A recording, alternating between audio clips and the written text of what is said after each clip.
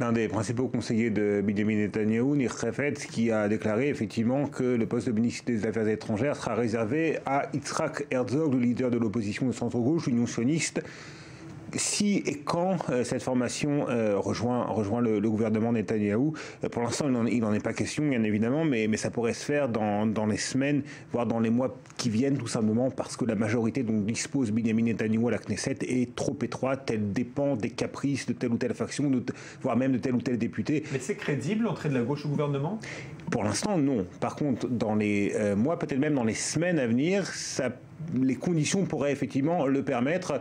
Il est probable que Netanyahou attende de voir ce qui va se passer à l'intérieur même du Parti travailliste, ce parti qui va organiser des élections primaires. Si Herzog est confirmé à son poste de président du Parti travailliste dans les mois qui viennent, il aura toute la légitimité pour favoriser l'entrée de son parti, le ralliement de son parti au gouvernement Netanyahou. Mais la tâche ne sera pas aisée pour le Premier ministre parce que si les travaillistes rentrent au gouvernement, il devra probablement se défaire de l'une des composantes actuelles de la coalition gouvernementale, peut-être du foyer juif.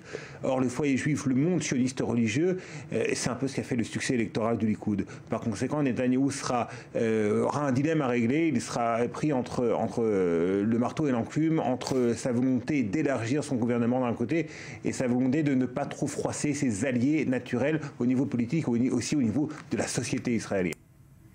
Alors Hamas a réagi à la constitution du nouveau gouvernement israélien. Je vous propose d'écouter le mouvement islamiste. La coalition gouvernementale israélienne reflète la montée du racisme chez les Israéliens. Malgré tous ces développements, les Palestiniens sont capables de faire face aux défis imposés par un tel gouvernement. Et en même temps, cette coalition gouvernementale nécessite un renforcement de l'unité nationale palestinienne et un arrêt des négociations avec l'occupant israélien.